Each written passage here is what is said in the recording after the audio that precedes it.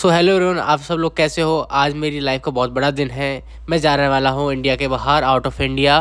क्यों जाने वाला हूँ और कैसे जाने वाला हूँ मैं आपको सब बताऊँगा।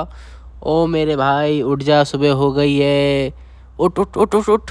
हेलो। सो ये हमारे बैग्स है, एक हैंड बैग है, एक लगेज बैग है। ये सबको लेके मैं जाने वाला हूँ इंडिया के बाहर। क्यों जाने वाला हूँ? Because of this. ये एक रीज़न है जो मैं इंडिया के बाहर जाने वाला हूँ। आपको आगे मैं बताऊँगा व्लॉग के अंदर कि क्या हुआ, कैसे हुआ सब कुछ। तो सबसे पहले सामान डालते हैं हमारी गाड़ी के अंदर और हमें जाना है आज दिल्ली के लिए, क्योंकि दिल्ली से है मेरी फ़्लाइट। फ़्लाइट कहाँ के लिए है वही बताऊँगा, और क्या है क्या नहीं है सब बताऊँगा, तो बने रहना मेरे साथ।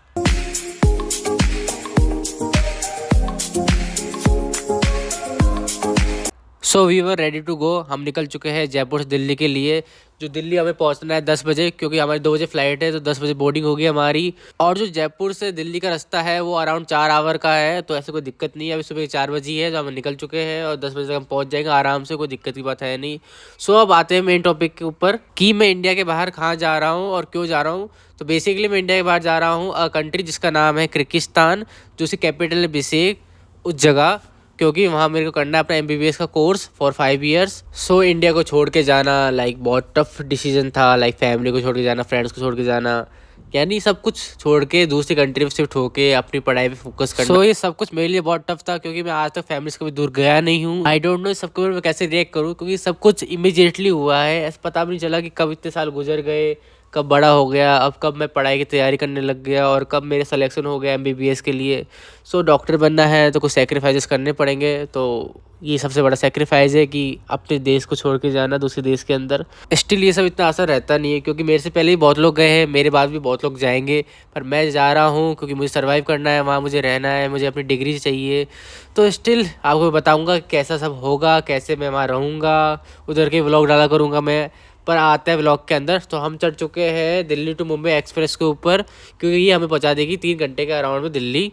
सो ये एक्सप्रेस वे है, तो इसमें कोई दिक्कत नहीं है, और सुबह सुबह टाइम है तो बिल्कुल ट्रैफिक नहीं मिलेगा हमें। तो फुल रफ्तार से हम निकल चुके हैं दिल्ली के लिए। तो हम आपको मिलते हैं दिल्ली के अंदर।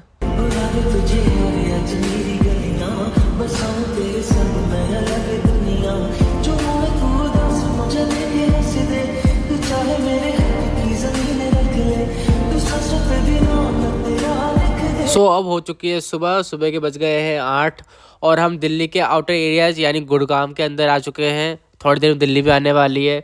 सो मैं कहाँ था कि हमें लेनी है हमारी flight Indira Gandhi airport of Delhi. हमारा फ़्लाइट आएगा टर्मिनल नंबर 3 पे। स्टिल एज ए स्टूडेंट मैं अपने घर से कभी बाहर गया नहीं।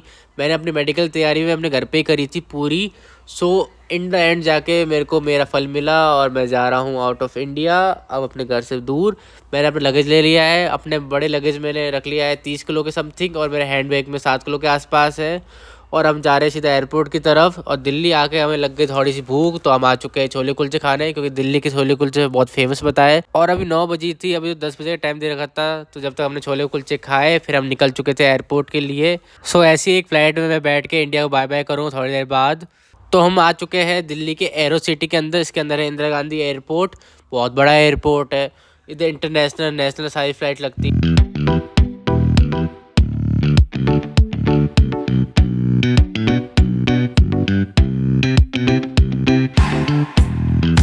फाइनली हम सब लोग आ चुके हैं दिल्ली एयरपोर्ट। हमने हमारी कार पार्किंग में लगा दी है और हम जा रहे हैं सीधा टर्मिनल नंबर 3 पे।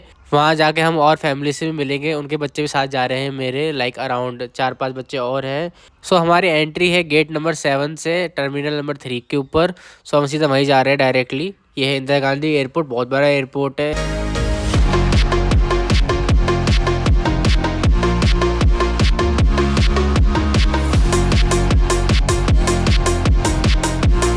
हम आ चुके दिल्ली एयरपोर्ट। मेरे साथ मेरे भैया और उनके दोस्त छोड़ने आए थे मेरे को दिल्ली तक। और जैसे मैं आपको बता रहा हूँ, इंडिया से लेके किर्गिस्तान के लिए जो फ़्लाइट है वो अराउंड 2 घंटे के आसपास है। और मैं जिनके थ्रू जा रहा हूँ वो मेरे मामा जी है, उनका नाम है डॉक्टर JP गुजर। वो हमें दिल्ली एयरपोर्ट पे छोड़ने के लिए आए थे। उन्होंने हमें ग्रीट करा, उन्होंने हमें गुड बाय बोला। और इन सब के बीच में और बच्चों की फैमिली भी आ रखी थी उनको बाय बाय करने के लिए। हमारे भैया और भी मेरे साथ थे, उनमें बाय बाय करने के लिए, और मेरे मामा जी तो ऑफकोर्स वहाँ थे ही हमें बाय बाय करने के लिए। सो हमने सबको बाय बाय करा, हमने सबसे विदाई ली और हम निकल चुके थे एक न्यू जर्नी के लिए for MBBS to become a doctor. फिर हम दिल्ली एयरपोर्ट के अंदर घुस चुके थे, बहुत बड़ा एयरपोर्ट था। फिर हम सारे स्टूडेंट एक जगह इकट्ठा हुए, फिर हमने हमारा हैंड बैग और लगेज बैग का हमने है ना वेट मेजर कराया था, लाइक किसी का ओवर वेट तो हो नहीं रहा। फिर हमने हमारा बैग वैग चेक कराया, हमने सिक्योरिटी प्रोसेस से हम आगे बढ़े, हमारी चेकिंग वेकिंग हुई, हमारे पासपोर्ट वीज़ा सब चेक करे गए। उसके बाद जैसे ही हम फ्री हुए सबसे हम आ चुके थे हमारे एयरपोर्ट के अंदर।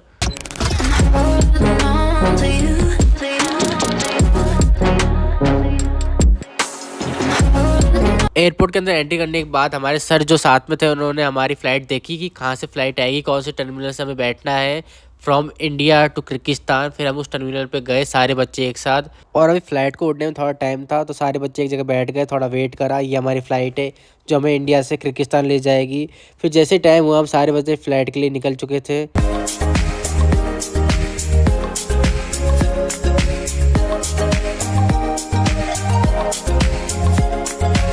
तो हम आ चुके फ़्लाइट के अंदर, सारे बच्चे अपनी जगह बैठ चुके हैं। एयर होस्टेस मैम ने आते ही हमें एक टॉफ़ी दी एज अ वेलकम गिफ्ट। फिर हमने हमारी फ़्लाइट को टेक ऑफ कराया।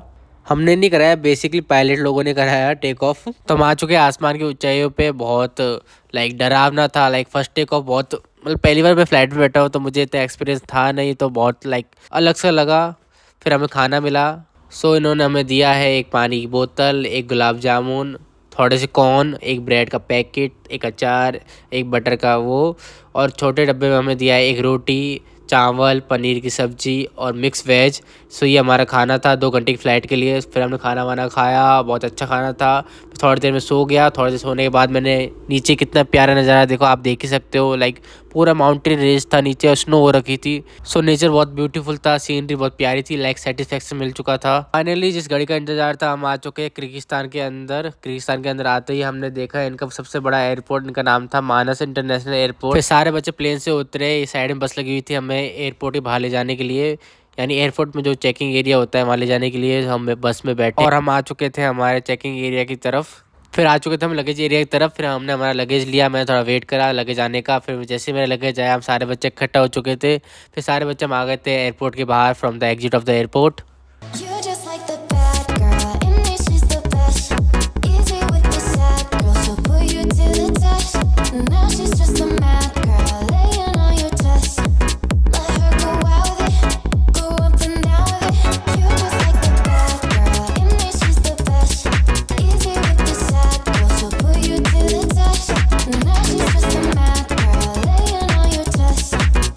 सो वेलकम टू किर्गिस्तान गाइज। हम आ चुके हैं हमारे नए देश के अंदर।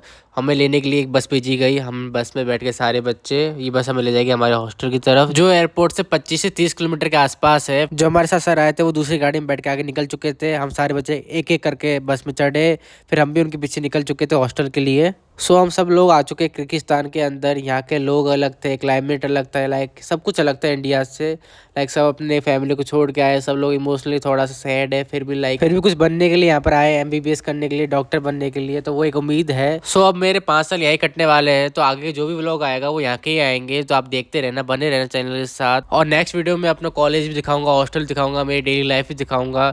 सो आप बने रहना।